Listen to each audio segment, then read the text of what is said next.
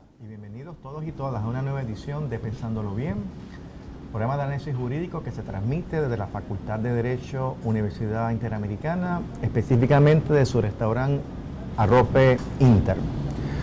Hoy es 5 de abril del 2018, hemos estado 2 semanas de receso y han pasado muchas cosas durante esta semana, por lo que tenemos una agenda bastante abultada para el día de hoy. Tenemos que hablar de promesa, tenemos que hablar de la carta de bicho, la respuesta del gobernador, tenemos que hablar de la resolución que ya aprobó la Cámara, el Senado y que están pendientes ante la Cámara, pero hay otras cosas pasando en el mundo. Costa Rica, una elección muy interesante. Salió también el informe de los tribunales sobre los famosos WhatsApp, así que tenemos realmente una agenda bastante abultada, como dije, y para discutir esta agenda, María Dolores Fernó, ¿cómo estás, Tati? Bienvenido otra vez. Bien, encantada de estar de vuelta. Y como siempre, Carlos Ramos. Hola, siempre dichoso. No, hay muchas cosas que comentar. El tema de promesa es como el tema que tenemos que empezar. Me parece a mí que bueno, ya ha sido un tema muy constante en este momento, porque pasan todas las semanas, pasan cosas muy interesantes. Me parece a mí que la carta de bicho, que se hizo una carta muy extensa, una carta a mi juicio insultante, una carta hecha a petición de unos acreedores, ¿verdad?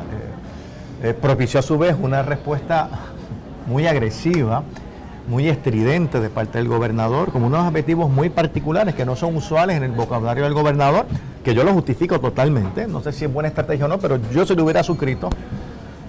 Hubiera escrito algo bastante parecido al gobernador, porque uno tenía que estar muy molesto después de esa carta. Pero entonces lo interesante, lo que entonces matiza todo este escenario previo, entonces es la reacción sorpresiva del Senado. Y sorpresiva para mí porque recuerden que este proyecto de resolución conjunta surge a iniciativa del senador del Partido Independentista, Juan Dalmau, que básicamente planteó, bueno, si aquí estamos criticando los salarios, estamos criticando los gastos excesivos de la Junta, su conflicto de intereses, los pagos que se le hacen a sus contratistas independientes, pues bueno, pues vamos a hacer algo al respecto. Vamos a ordenarle al secretario de Hacienda que no pague,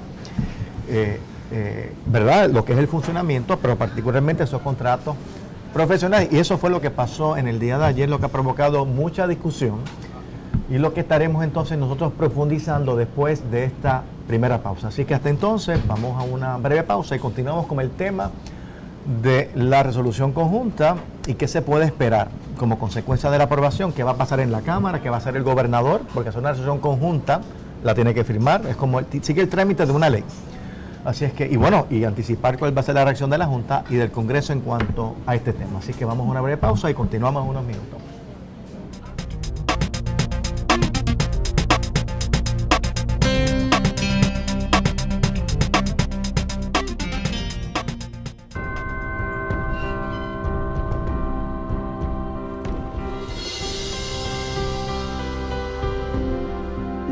Hace 100 años comenzó a trazarse un camino en San Germán, Puerto Rico. Con bases de fundación sólidas, se fue expandiendo. Buscaba apoyar el desarrollo y preparación del ser humano.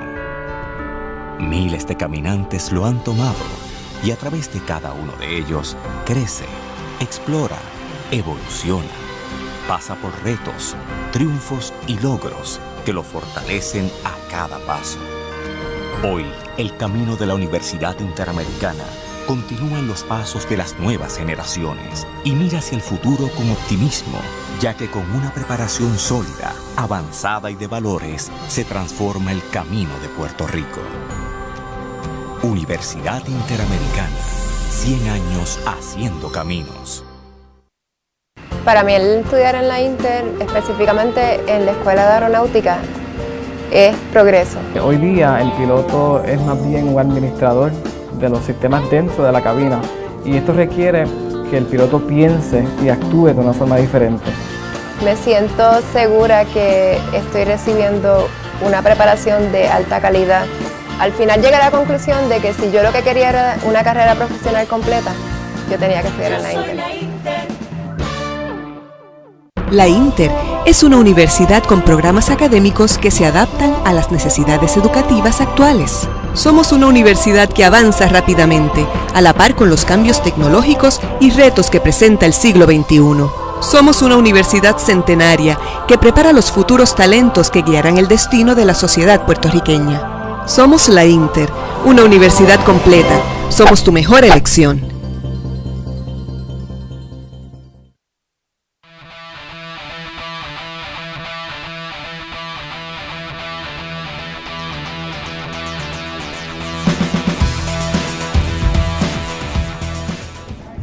Regresamos a Pensándolo Bien desde la Facultad de Derecho, Universidad Interamericana. Mi nombre es Julio Fontaner, me acompaña Carlos Ramos, Tati Fernó, y estamos hablando en este momento, en esta primera sesión, vamos a hablar de promesa. Claro, hay dos temas sobre la mesa, según la introducción. Primero, está el plan fiscal, rechazado con unas recomendaciones por la Junta, la reacción entonces de Bishop, molesto con la Junta, la reacción del gobernador, molesto con la Junta, en términos de los trámites a ese plan fiscal, su aprobación y no aprobación.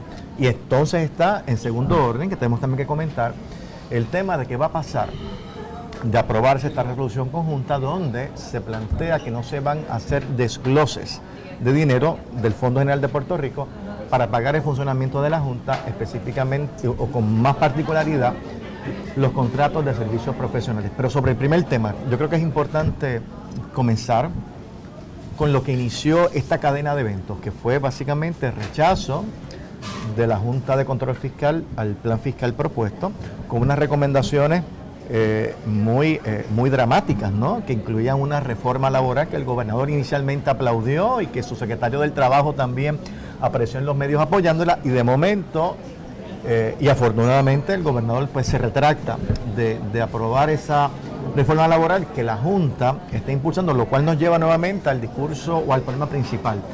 ¿Cuál es el poder de la Junta referente a la aprobación o no aprobación de estas medidas que de alguna manera afectan la situación ¿verdad? La situación fiscal de Puerto Rico, que son parte de ese plan fiscal? Tienes por otro lado el gobernador diciendo, no, esto es un asunto de política pública. Carlos, si analizamos promesa, ¿quién realmente tiene la última palabra, la Junta o el gobernador? Me alegro que lo hayas puesto en esos términos, porque esa es la clave para entender promesa. Promesa no es un estatuto de fácil entendimiento, ni bajo el derecho constitucional de Estados Unidos y por supuesto mucho menos bajo el de Puerto Rico, porque promesa es un híbrido que solo es posible porque el Congreso, desde el inicio mismo de la ley promesa, aclara que lo aprueba bajo su poder extenso y enorme que le da la cláusula territorial. ¿Qué quiere decir eso? Que esa ley crea unas situaciones de naturaleza constitucional sin precedente en Estados Unidos, porque bajo la cláusula territorial se pueden hacer cosas bien extrañas, comenzando desde lo que fue la propia ley 600 hace muchos años, que fue bastante peculiar. Promesa, hay que recordar, es el resultado neto de unos compromisos políticos representados por intereses económicos en ambas partes. Primero recordar, y a mí me gusta siempre empezar por aquí, porque es que si no nos perdemos con promesa y no entendemos lo que está pasando. Promesa existe, primero, porque desde hace varios años, no desde promesa, sino por lo menos 2 años antes de que se aprobase, un grupo de acreedores, viendo que el gobierno de Puerto Rico no iba a poder pagar, empieza a cabildear en el Congreso para que se cree una junta de control fiscal más parecida a la que había en las ciudades de Detroit y Nueva York, que son una especie de síndico, o de Washington DC, para que para todos los efectos prácticos se hiciera cargo del gobierno de Puerto Rico. Contrario a Detroit, contrario a Nueva York, contrario a Washington DC, el Congreso aquí ya había aprobado una ley importantísima de gobierno propio para los puertorriqueños, que es la ley 600. Y por lo tanto, había una incógnita de hasta dónde se podía aprobar algo, si para ello era necesario enmendar la ley 600, si para ello podía coexistir con la ley 600, hasta dónde llegaba el poder bajo la cláusula territorial. Eso es un poder que eso es una discusión que existió en Estados Unidos 2 años antes de PROMESA. Y cuando yo digo que existió, lo estoy diciendo con conocimiento de hecho. Porque en más de una ocasión yo recibí consultas de diferentes sectores en Estados Unidos sobre ese tema específicamente. Consultas, por supuesto, informales. Claro, y antes de Sánchez Valle. Y antes de Sánchez Valle. De hecho, Sánchez Valle, a mi juicio, y más que Sánchez Valle, sobre todo el brief del secretario del Procurador General. Yo siempre he dicho que aparte de reflejar una nueva posición en el Departamento de Justicia del Gobierno de Estados Unidos, fue un mensaje al Congreso para decirles, sí, tienen el poder bajo la cláusula territorial, no tienen que enmendar la Ley 600, coexiste con la Ley 600. Esa siempre fue mi teoría. Bueno, sabido que eso está por ahí dando vueltas, de que hay unos acreedores que quieren una Junta de Control Fiscal, también pasó otro fenómeno. El gobernador García Padilla se puso frente a los acreedores, ¿recuerdan? Y dijo, no la voy a pagar, es impagable. Y entonces él se da cuenta que lo que podría suceder, por supuesto, es una avalancha de litigio y toma la decisión, para algunos controversiales, para otros no, la podemos analizar, de cabildear en el Congreso para que se aprobase, y eso vino también el caso de Franklin, de la quiebra criolla, que la trató de impulsar también, que el Tribunal Supremo también le dijo que no. Entonces, una presión al Congreso para que se aprobase lo que hoy conocemos como el Título 3, un proceso de reestructuración que no tiene paralelos en Estados Unidos porque la ley prohíbe a los estados irse a quiebra, solamente se pueden ir a quiebra los condados y las municipalidades y las instrumentalidades públicas. Este sería el primer territorio que se parece a un estado en su estructura de gobierno propio, que el Congreso autoriza y lo hace mediante un híbrido, con disposiciones de la ley de quiebra tradicional, de varias de sus disposiciones, y con disposiciones de la ley de quiebra según se aplica a los municipios. Y se crea este híbrido, por lo menos esa fue la propuesta. ¿Pero qué pasó? Ese interés del gobernador García Padilla se confronta con el interés que se está cultivando desde hace un par de años antes de los acreedores por tener una junta de control fiscal, una especie de síndico. Y esos dos intereses se enfrentan en el Congreso. Y el resultado de esos dos intereses, que ninguno de los dos, ni Obama tenía los votos, ni los republicanos tenían a la presidencia, se confrontan para crear el híbrido que es PROMESA, que tiene, por un lado, una junta, entre comillas, de supervisión fiscal. Recuerden, habían varios modelos, desde sindicatura tipo Washington, Nueva York, hasta control, que era un híbrido, hasta mera supervisión. Le llaman supervisión, pero que en algunos de sus aspectos se acerca a control, nunca realmente llega a sindicatura. Por otro lado, un título 3 bien curioso. Los que se oponían a la Junta, recuerdo muy bien a Nidia Velázquez, a Luis Gutiérrez y sectores en Puerto Rico, decían, eso es colonial, eso hay que oponerse, no se puede ir por encima del gobierno propio, están violentando la ley 600. Entonces impulsan determinadas secciones que hoy aparecen en PROMESA, que da a entender que en asuntos de gobierno propio, de estructura, de reestructuración, no puede meterse la Junta. Pero se queda la Junta de Control Fiscal, bajo el nombre de supervisión, que en ocasiones da a entender que la decisión última, por ejemplo, sobre cuál es el plan fiscal que tiene que haber, que es la espina dorsal de la ley, y cuáles son los presupuestos, y cuál es el rol de la Junta una vez el presupuesto, suena a que es control. Y eso se pasa chocando. Y ese choque lo estamos viviendo en Puerto Rico hoy. Y ese choque no tiene todavía una aclaración fundamental de los tribunales, porque lo más cerca que tuvimos fue antes de María. Si recuerdan, en ese momento estaba el tema de la jornada parcial, que la Junta existía, que había que imponerse en la estructura del gobierno de Puerto Rico. El gobernador actual decía que esa disposición del plan fiscal que estaba sugerido y que la Junta casi había hecho propio, porque recuérdense que al final el gobierno de Puerto Rico antes de María certifica el plan y al final no estaba claro si era el plan del gobierno o si era el plan de la Junta, aunque la tendencia era que el gobernador dijo, fíjense que yo nunca lo firmé, ni firmé el presupuesto, y el presupuesto, a propósito, que está en vigor hoy día en Puerto Rico, no está firmado por el gobierno de Puerto Rico, por el gobernador de Puerto Rico. No. Es el presupuesto que se aprobó con el plan fiscal, que es el que está certificado. ¿Okay? Y lo que pasó fue que el gobierno cuestionó esa parte En eso viene María y empezó el juego de nuevo. Se rehace el plan, se pide que en vez de 10 años ahora va a ser de 5 y empieza otra vez el forcejeo de lo que quiere la Junta, que para el gobernador actual significa que se están metiendo en la estructura de gobierno propio. ¿Qué pasó entre medio? Para dejarnos a ustedes, pero que es bueno ubicarlo en este contexto. Hay una opinión de la jueza En el caso de Zamora, que es en el caso de Zamora.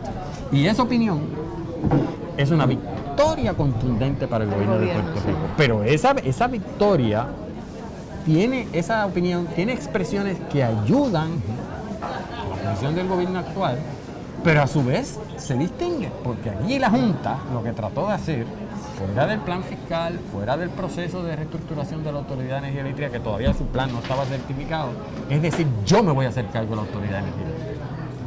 Entonces, bajo los poderes generales que me da promesa, hay unos implícitos de que yo puedo hacerme cargo del gobierno. Entonces ahí es que el gobierno de Puerto Rico se opone. Y es a través de ese proceso y esa oposición del gobierno, que no tiene que ver con certificación de plan o no, sino de una acción unilateral de la Junta bajo los poderes generales que entendía que tenía promesa, que la jueza Swain se expresa y dice: yo no leo promesa como dicen ustedes. Yo sé, y usa esta frase, que la ley tal y como está, claro, la jueza no hace el historial que yo he hecho, pero yo sé que esa ley que yo estoy interpretando se presta a sabotaje mutuo. Y usa esa frase. Porque era híbrida, fue para porque complacer es a los híbrida para sectores, completar dos sectores. En este caso en particular, aun cuando el Congreso tenía el poder, como dice en Washington y en Nueva York, para nombrar un síndico si hubiese querido, y da a entender, no solo para la Autoridad Eléctrica, para el gobierno de Puerto Rico, decidió no hacerlo. Y Promesa está predicado sobre esta premisa fundamental, dice ella. El plan fiscal, igual que el presupuesto, siempre se inicia por virtud de la apreciación que tiene el gobierno de Puerto Rico. Siempre la primera palabra la tiene el gobierno de Puerto Rico. Y ahí empieza una especie de intercambio con el gobierno de Puerto Rico. Primero, con el plan fiscal, y segundo, con el presupuesto. Con el plan fiscal, quiero recordarles, decía, que en esa especie de intercambios mutuos, si al final del proceso el gobierno de Puerto Rico no está de acuerdo con el plan fiscal que quiere la Junta, Promesa es clara que la Junta puede decidir cuál va a ser el plan fiscal. Y ese plan fiscal no es revisable en los tribunales. No es revisable. Claro, pero entonces la pregunta es cómo se va a implementar ese plan fiscal. Pero porque entonces la Junta no tiene la estructura gubernamental. Pero eso lo vio el congresista. Y Promesa tiene unas disposiciones interesantísimas donde el poder de desacato está intacto para que la Junta pueda ir contra aquellos funcionarios, pero curiosamente nunca lo hace directamente, sino que puede instruirle al gobierno de Puerto Rico para que inicie el proceso de desacato contra los funcionarios que se nieguen. Pero no directo, ¿no? Lo que pasa es que ¿cómo es que se va a...? Y eso lo hace el Congreso para decir: yo sé que las decisiones van a estar tomándose políticamente, son decisiones difíciles, por eso creamos esta Junta, pero tengan cuidado con desobedecerme porque hay unos poderes de desacato. Lo que nunca yo creo que se habrían planteado es lo que aparentemente está pasando esta semana. Que aparentemente, y yo honestamente no me lo creo hasta que las cosas lleguen al punto con ella, pero para bien del país, ayer el Senado, confiriendo toda una serie de intereses políticos diversos, han asumido una posición de confrontamiento de pedirle al secretario de Hacienda que no le dé más dinero. Por supuesto que eso viola Promesa sin su día, ¿verdad? Y viola las disposiciones de Promesa, y podría iniciarse todos unos procesos de desacato contra los funcionarios, incluyendo el propio gobernador, si firma una ley como esa. Yo creo que eso se está haciendo para crear una presión política. Pero hay que ver, hoy el gobernador va a presentar su plan fiscal. Se dice que va a incluir una gran parte de las recomendaciones de la Junta en el intercambio de este camino, pero que en otras rehúsa hacerlo, particularmente en materia de pensiones, en materia de la Universidad de Puerto Rico, que es otro. Hay una serie de asuntos donde no va a ceder. Es evidente ¿Qué va a pasar que va a haber después una de eso? discrepancia. Tanti, ¿qué tú esperas? Porque evidentemente no hay forma en que el plan fiscal del gobernador, el que haga público hoy, va a incluir muchas de las cosas que está recomendando la Junta de Control Fiscal, particularmente en el tema laboral. O sea, va a haber ese impasse. ¿Qué anticipas que va a pasar? Yo creo que precisamente el gobierno se va a mantener en no aceptar una serie de las recomendaciones de la Junta. Él podrá aceptar otras, pero por ejemplo la de los retirados, los jubilados, esa para mí es central en el que él no la va a aceptar. Y yo entiendo que tiene que asumir esa posición, porque estamos hablando de la parte, del sector más vulnerable de la sociedad. Ya son personas que por su edad y por asociados a condiciones de salud no están en posición de ir a buscar nuevos empleos para tener un ingreso. Así que a eso el gobierno los tiene que proteger y es simpático que los proteja en cualquier foro, Así que yo creo que él se va a mantener. Creo que por el otro lado, la Universidad de Puerto Rico, porque ya vemos el presidente de la universidad, que fue a distintos foros y medios ayer, manteniéndose en el que la universidad tenía otras vías alternas de conseguir unos ingresos adicionales a su presupuesto. Y tiene además, pienso yo, por lo que he visto, de que pueden pensar que hay unos elementos de exigencias de la Junta que ellos entienden que no son necesariamente propios de un plan fiscal, sino que se excede al área de un plan fiscal, que plan fiscal quiere decir gastos del gobierno. Entonces, si son gastos privados, como son los salarios, como son los bonos a empleados privados, ¿por qué va a estar en la Junta? Se había querido de que cuando se estaba negociando promesa en el Congreso, de que incorporara medidas para desarrollo económico, pero no se quiso. Lo que se quiso fue crear un comité aparte que iba a estar analizando medidas de desarrollo económico, pero no en el contexto completo de promesa. Y entonces ahora, sin embargo, están tomando unas medidas que ellos alegan que son para un desarrollo económico más factible, porque entonces le baja los costos a los empresarios y etcétera. Así que ahí hay un argumento que se puede hacer y que yo creo que se debería hacer, porque no se pueden entregar todas las áreas. Hay unas áreas de verdad, de gobierno propio, no todo cae bajo el plan fiscal de la Junta y su jurisdicción sobre la elaboración y aprobación de un plan fiscal. Así que yo creo que aquí van a haber unos elementos que van a llevar esto al tribunal. Y me parece que entonces la discusión pública va a mantenerse vigente por semanas y semanas, en lo que eso se argumenta, en lo que eso se decide. ¿No? Inclusive eso permitirá que los mismos congresistas y otras personas pasen juicio sobre los méritos de ambos planes fiscales, ¿verdad? Porque es muy fácil para la Junta de Control Fiscal, vamos a consolidar los recintos, esto va a ser la ciencia, acá ingeniería, acá otra cosa.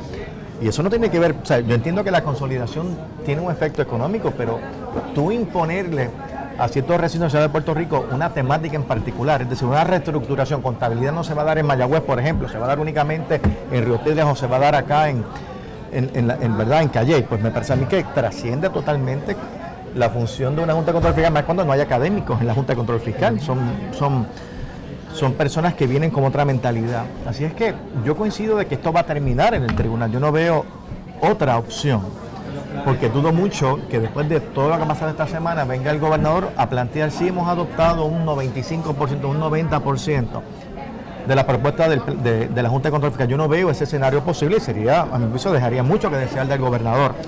Claro, pero entonces el tema es cómo es que cobra forma el conflicto. Es decir, hoy el gobernador va a someter su plan, el que entiende que es. La Junta, repito, va a decidir si acepta o no ese plan y la ley dice que tiene la última palabra. ¿Cómo lo va a hacer la Junta? Entonces eso es lo que tenemos que tener. Por ejemplo, tómate el caso de la Universidad de Puerto Rico y seamos bien específicos para tratar de reflexionar en voz alta aquí con los que nos escuchan y aquí en el país. Pero la Universidad de Puerto Rico dice, esta es la casa son $600 millones al año, es lo más que puede tener la universidad conforme un plan fiscal. ¿Puede la Junta de Control Fiscal decir eso? Así mismo puede hacerlo, sin lugar a duda, esa es la casa. Dentro del plan fiscal lo más que tú puedes tener es $600 millones de pesos. Ahora bien, la Universidad de Puerto Rico ya ha dicho, muy bien, esa es mi casa, con $600 millones de pesos yo voy a hacer esto, claro. Y la Junta dice, recuérdate que la casa va a decir 600 millones más, en los próximos 3 años tienes que reducir 245. La Universidad de Puerto Rico dice, yo no estoy seguro si pueden los 3 años 245, puedo quizás un poco menos, pero estas son las medidas que yo voy a tomar. La Junta aparentemente quiere decir en el plan que finalmente certifique, por ejemplo para la UPR, que no es el plan fiscal propiamente del gobierno de Puerto Rico, es una de las instrumentales, pero es parte de todo el gobierno de Puerto Rico. Es decir, para tú lograr eso, tienes que tener un aumento de matrícula de 157 dólares por el próximo año. Tienes que tener las exenciones de matrícula, solamente puede ser matrícula honor, no puede ser más ninguna otra. Entonces, ¿hasta dónde la Junta puede decir, en el plan fiscal puede llegar a ese nivel de detalle, especificidad, claro. y hasta dónde eso trasciende sus poderes bajo la Junta de Control Fiscal que le dio el Congreso. Ese es el tema que... Pero entonces... ¿Y qué elementos de juicio tienen ellos pero para esas medidas? el tema técnico-jurídico, Ajá. porque todo un programa habla de técnico-jurídico también. ¿Cómo llega el gobierno de Puerto Rico, en este caso la Universidad de Puerto Rico, cómo se llega a partir del plan fiscal al Tribunal Federal para impugnarlo? ¿Por qué? Porque Promesa dice que el plan fiscal no es revisable en los tribunales. Por lo tanto, el gobierno de Puerto Rico, la Universidad de Puerto Rico, tienen que buscárselas para llegar al tribunal sin que se entienda que están buscando una revisión de un plan y tratar de que se interprete que eso no es una revisión de plan, sino que es que le den la oportunidad al gobierno de probar que la Junta se ha excedido en su poder. A eso añádele, que no lo hemos dicho, pero tú lo mencionabas ahorita, que la Junta está recibiendo una presión política fuerte. A mí no me gusta hablar del Congreso, porque el Congreso es tanto, ¿verdad? De un tipo en el Congreso, de un senador.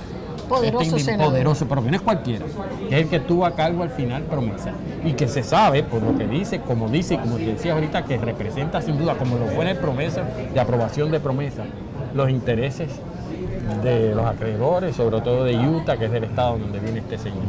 Es evidente que esa presión está ahí sobre ellos y ella, que compone la Junta. Así que algo va a pasar. ¿Y cómo esto se va a traducir en un... Y añádale a eso que la jueza Swain, en ese caso de Samot, del que hablábamos ahorita, es tan específica en su opinión cuando dice al final, prácticamente lo que le dice es, tienen que conversar, no me traigan esto aquí porque yo no quiero tener que resolver esta cuestión híbrida que es tan extraña, porque los dos van a perder.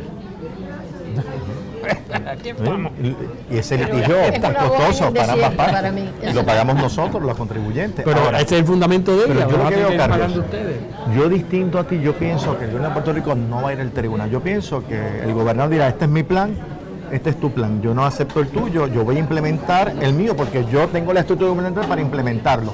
No te gusta, es la Junta la que va a tener que llevar al Puede gobernador ser, así es, al puede tribunal. ser. Pero bueno, vamos a una segunda pausa y regresamos para entonces hablar un poco de la resolución conjunta, ver también qué se espera de parte de la Cámara, ver qué reacción va a producir de aprobarse y ser firmada por el gobernador esta resolución, donde básicamente se le ordena al secretario de Hacienda a no proveerle financiamiento a la Junta de Control Fiscal, que es un tema distinto al plan fiscal, pero que evidentemente una cosa está muy ligada a la otra. Así que pausamos y regresamos en unos momentos.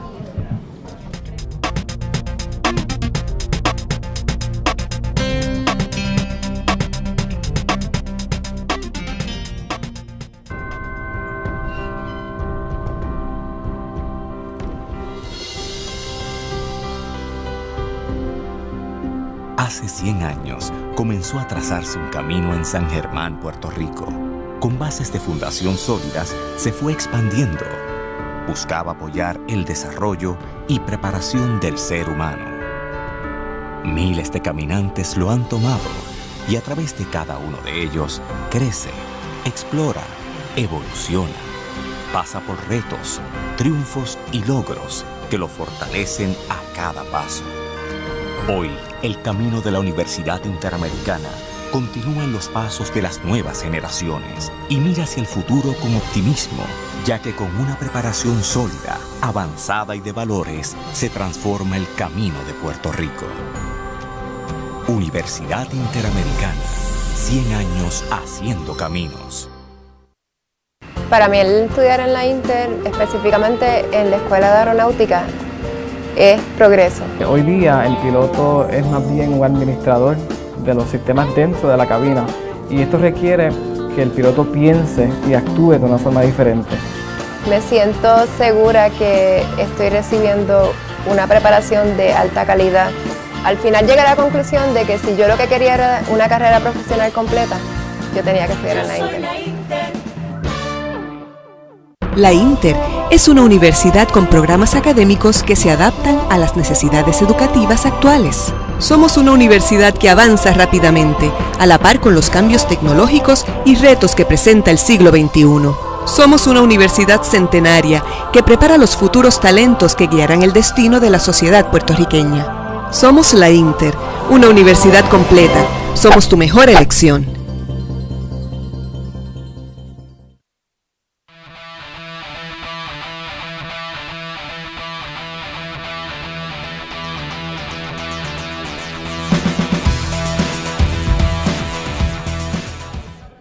Regresamos a la tercera parte de Pensándolo Bien, desde la Facultad de Economía Interamericana, y estamos hablando de la Junta, estamos hablando del plan fiscal, estamos hablando de la falta de acuerdo entre el gobernador y la Junta de Control Fiscal, pero vamos por lo menos a comenzar esta tercera pauta a hablar sobre la resolución conjunta.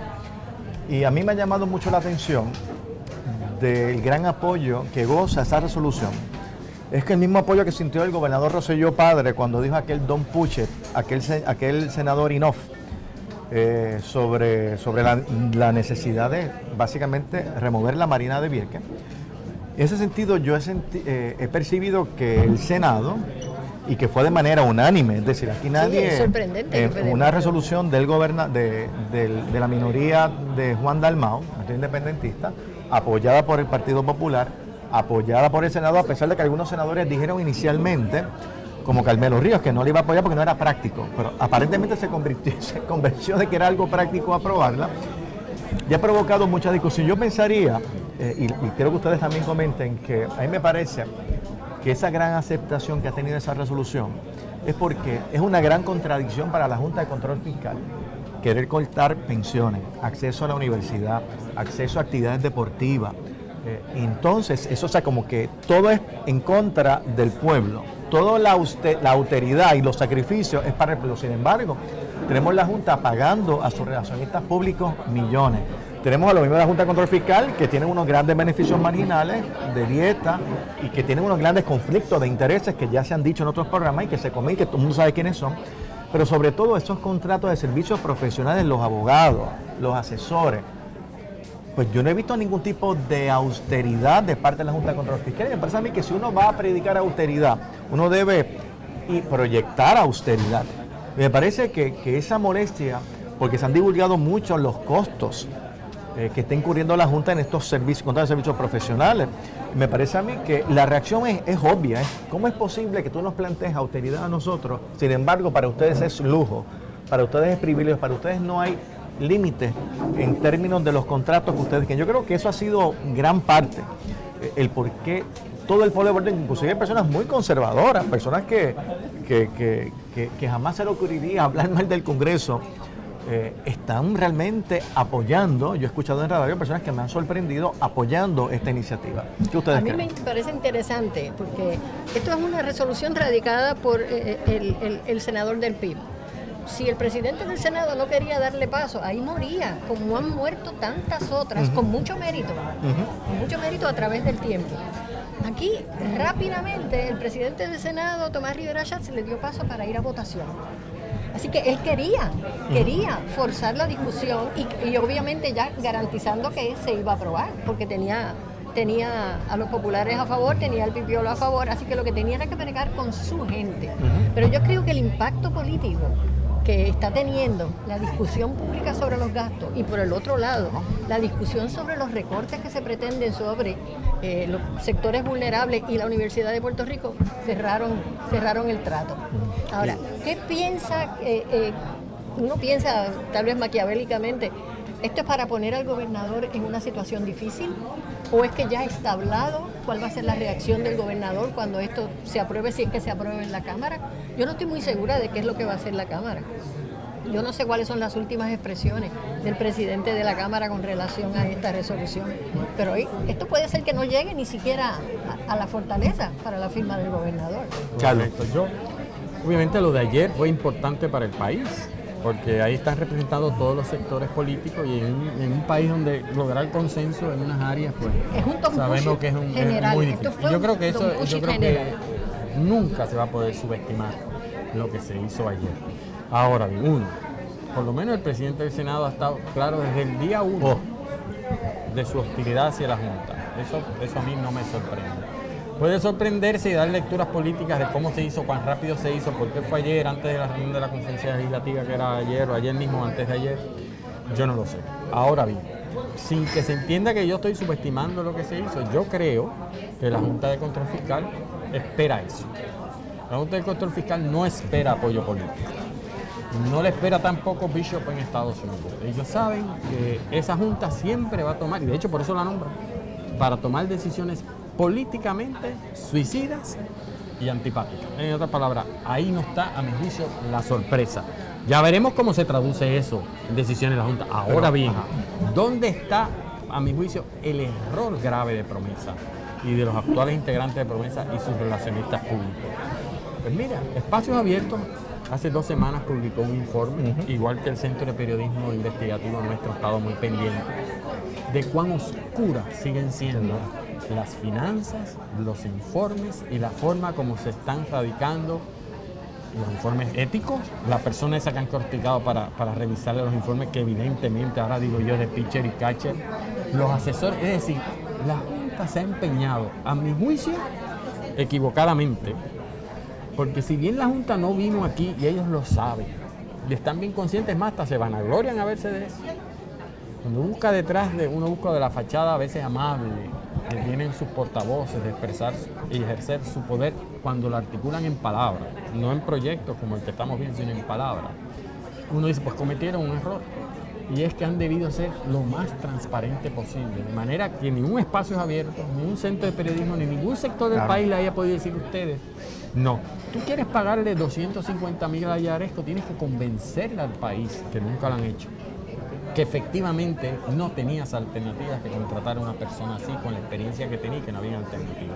Tú quieres pagarle, que no tienen que darle explicaciones por eso, al pero país. ese, a mi juicio, pero así lo esboza Carrión. Por eso, pero a mi juicio ese es su error.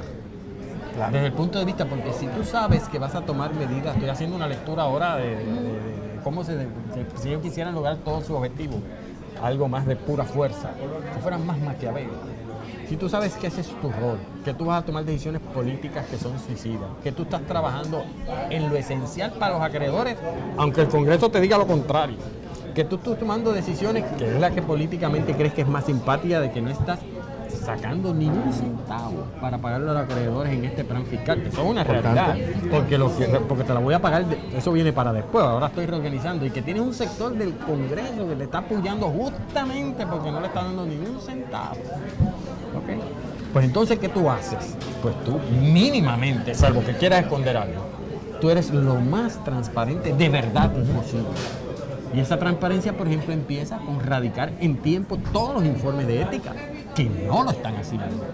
No lo están haciendo porque tenemos, por suerte, ¿verdad? Y porque hay gente comprometida como Espacios Abiertos, el Centro de Periodismo y otros, cotejando diariamente qué es lo que está pasando. Y eso no está sucediendo. Por lo tanto, la lucha política, que ellos no la tienen que dar, no están tampoco minimizando los ataques. Están abriéndolos francos. Así es. Pero bueno, desde el punto de vista jurídico, es claro que el gobierno de Puerto Rico tiene que pagar el funcionamiento de la Junta de Control. Eso está claro, en la ley. Ahora, eso no significa de que tú no puedas cuestionar la legitimidad y la prudencia de esos gastos. Yo creo, por eso es que a mí me satisfizo mucho esa resolución, porque si bien es cierto que van a tener que pagar, ellos no están cuestionando quizás, tengo que ver la resolución, no están cuestionando la autoridad que tiene la Junta de Control Fiscal de facturar al gobierno, porque la ley promesa le permite, pero entonces el gobierno no puede claudicar su posibilidad de auditar, de fiscalizar, de asegurarse de que realmente no hay un derroche, de que los gastos son prudentes,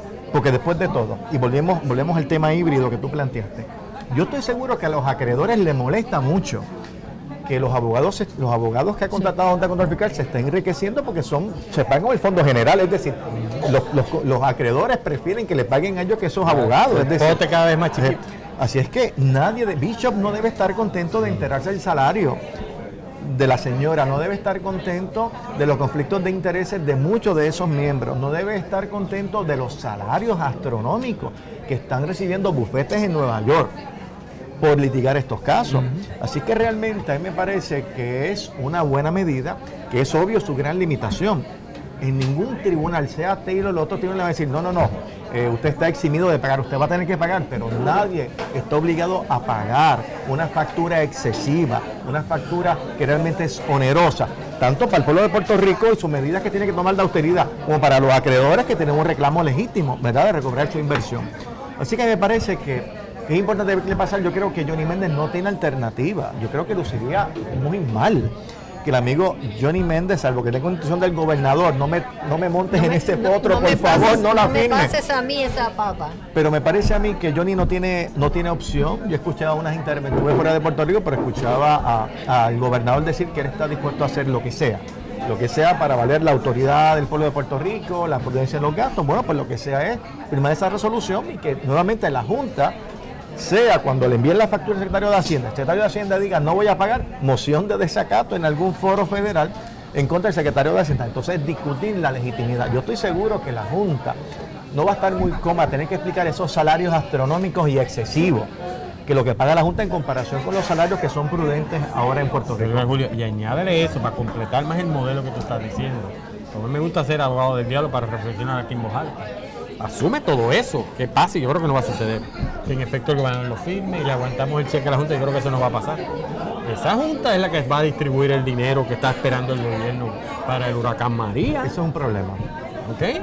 Esa es la misma Junta que el gobernador está contando con ese dinero en su plan para hacer mínimamente las cosas que tiene que hacer. Que tú no me pagas, yo soy inoperante y mientras tanto tú no recibes. ¿Y qué pasó? O sea, que esto hay que verlo. Pero la Junta va a tener que legitimar no su existencia, que promesa. No, yo creo que lo que pasa es que, claro, su decisiones como esa, igual que todo lo que está pasando todos los días, y dentro de toda esta hojarasca y esta arboleda y esta confusión, lo que siempre tenemos que recordar es otra vez la tragedia que hay detrás de todo esto. Estas son decisiones fundamentales sobre nuestra vida como pueblo, como seres humanos, que no están dependiendo de poderes nuestros, están dependiendo de un órgano externo. Ahí es que yo otra vez, otra tomando importancia. decisiones, tú sabes, que no tienen que ver con nuestra vida. Yo creo que ahí es uno de los detalles importantes, de los efectos importantes de esa resolución de ayer. Porque puede ser que no se pueda implementar. Puede ser que el gobernador no la firme. Puede ser que aun cuando la firme no se pueda implementar. Puede ser que realmente sea simbólica más que otra cosa. Pero hay momentos históricos en que es importante un acto simbólico, valiente, porque la gente está molesta. Sí. Todo lo que tú hablabas ahorita de que aquel lo critica, tú oyes al otro que lo critica, la gente en la calle lo critica, lo que tú oyes es cómo le van a pagar a esto, cómo están haciendo esto. Pero la gente no sabe cómo canalizar esa molestia, ese sentido de impotencia que se siente cuando se están tomando decisiones y él lo está sufriendo. Y yo pienso que eso va a empezar a coaligar un sentir que puede tener canalizaciones. Pues muy interesante el tema, pero tenemos que ir para una pausa y en nuestra última sección vamos a estar hablando de las elecciones de Costa Rica y del informe de los tribunales sobre los WhatsApp del juez Ramos Sáenz. Así es que vamos a regresar por unos minutos y regresamos con esos dos temas y culminamos el programa. Hasta unos segundos.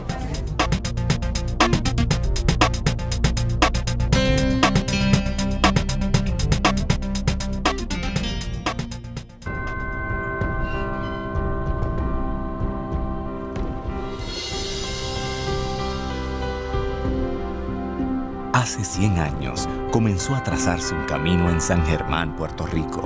Con bases de fundación sólidas, se fue expandiendo. Buscaba apoyar el desarrollo y preparación del ser humano. Miles de caminantes lo han tomado y a través de cada uno de ellos crece, explora, evoluciona. Pasa por retos, triunfos y logros que lo fortalecen a cada paso. Hoy, el camino de la Universidad Interamericana continúa en los pasos de las nuevas generaciones y mira hacia el futuro con optimismo, ya que con una preparación sólida, avanzada y de valores, se transforma el camino de Puerto Rico.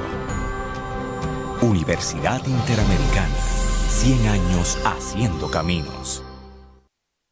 Para mí el estudiar en la Inter, específicamente en la Escuela de Aeronáutica, es progreso. Hoy día el piloto es más bien un administrador de los sistemas dentro de la cabina y esto requiere que el piloto piense y actúe de una forma diferente. Me siento segura que estoy recibiendo una preparación de alta calidad. Al final llegué a la conclusión de que si yo lo que quería era una carrera profesional completa, yo tenía que estudiar en la Inter. La Inter es una universidad con programas académicos que se adaptan a las necesidades educativas actuales. Somos una universidad que avanza rápidamente, a la par con los cambios tecnológicos y retos que presenta el siglo XXI. Somos una universidad centenaria que prepara los futuros talentos que guiarán el destino de la sociedad puertorriqueña. Somos la Inter, una universidad completa. Somos tu mejor elección.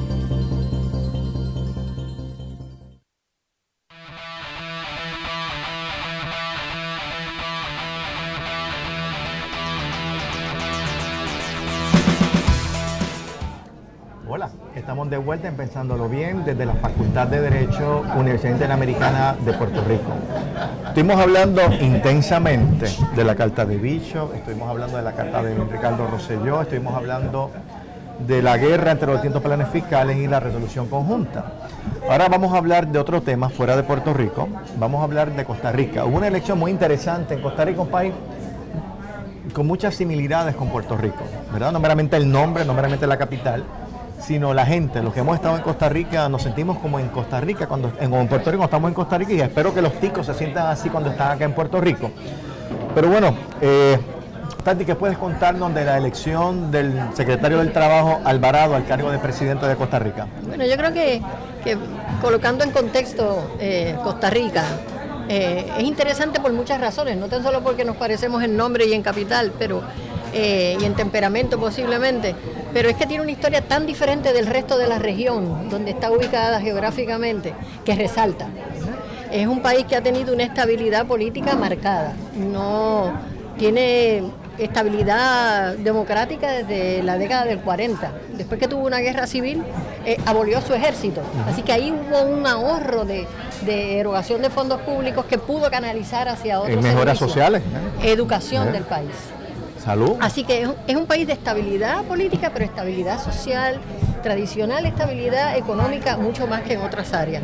Se ha destacado por tener una defensa del ambiente extraordinario, es un destino turístico, ecoturístico importante, recibe entonces mucho turismo precisamente del exterior porque llama la atención, se sienten en un sitio estable políticamente, hermoso, protegido. Ahora, tenía dos partidos tradicionales, como lo hemos tenido nosotros, que dominaban las elecciones. Se fueron desgastando. Así que alguna similitud con Puerto Rico debemos estar examinándola con cuidado. Se fueron desgastando y fueron surgiendo entonces en las elecciones pasadas, no en esta, unos nuevos partidos. Anticorrupción, toda su campaña era anticorrupción, pero ha tenido el partido que ganó problemas de corrupción precisamente. Así que estas elecciones confrontaban a la población con si voy a respaldar al candidato que viene del partido que demostró que aunque su campaña había sido anticorrupción, fue corrupto, tuvo actos corruptos, o me voy con este nuevo, que es un pastor evangélico, que tiene programas en la televisión, que canta, que hace chistes desde el proscenio.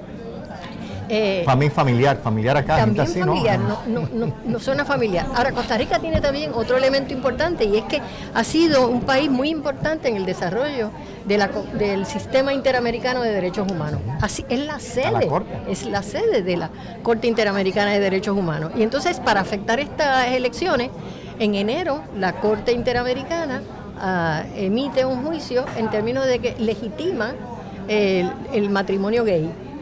Y las elecciones en la primera ronda eran en febrero, menos de un mes después. Por lo tanto, hubo un efecto muy dramático sobre la población y uno de los candidatos, el pastor, dijo, yo voy a terminar la participación de Costa Rica en el sistema interamericano y nosotros vamos a defender más nuestra cultura y nuestra visión que los derechos humanos según lo está defendiendo. Suena Donald Trump, ¿verdad? Suena también muy parecido, por eso es que me parece que lo debemos seguir mirando. ¿Qué pasó entonces en esa primera vuelta? Nadie sacó el 40% que la ley les requiere, así que fueron a la segunda vuelta, ahora este fin de semana pasado, los dos que más sacaron, que fueron el pastor, que sacó un 24%, y el oficialista, el que venía del partido en poder, con 22%. Pero cuando siguió la campaña, que la gente se dio cuenta, los indecisos, hubo muy poca participación en esa primera vuelta. Los que no participaron se dieron cuenta de que si no participaban, iba a ganar en la fuerza fundamentalista religiosa. Y se movilizaron. Se movilizaron, yo te digo porque tengo amigos en Costa Rica, amigas que me mandaban los YouTubes y me mandaban las informaciones de lo que estaba pasando. Estaban aterrados con las consecuencias de que ganara este fundamentalismo religioso, que coincidentalmente para nosotros también tenían el discurso de que esto es ideología de género, lo mismo que estamos viendo por unos sectores aquí en Puerto Rico. Así que en la segunda vuelta se movilizó toda la población a votar, incrementó extraordinariamente la participación electoral y pese a que perdía en todas las encuestas, inclusive en el Gallup Poll, ganó el que estaba abajo. Y ganó en un landslide, 60% sobre menos de 40%. Así que... es que aparte del aspecto religioso implicaba esa política Costa Rica dejar de ser Costa Rica. Sí, no, era prácticamente una redefinición del país, era llevarla por un camino totalmente, dramáticamente distinto de lo que ha sido el camino de Costa Rica, que además de sus gobernantes ha tenido personas muy destacadas a niveles internacionales. O sea, no es que sencillamente tiene allí a la corte físicamente, es que han participado y han sido parte de... paneles internacionales, de comisiones internacionales. Alda Facio, que es una reconocida ideóloga y conceptualmente feminista, ha sido considerada para uno de los más altos puestos en Costa Rica. Así que yo creo que debemos mirar, porque ahí se dio entonces una coalición no hablada prácticamente. De hecho, el Partido Social Cristiano le dio el endoso, pero dijo, pero no voy a participar en el gobierno, no me ofrezca puestos en el gabinete, porque no vamos a participar con ustedes, pero les vamos a dar el voto porque entendemos que el otro es peor.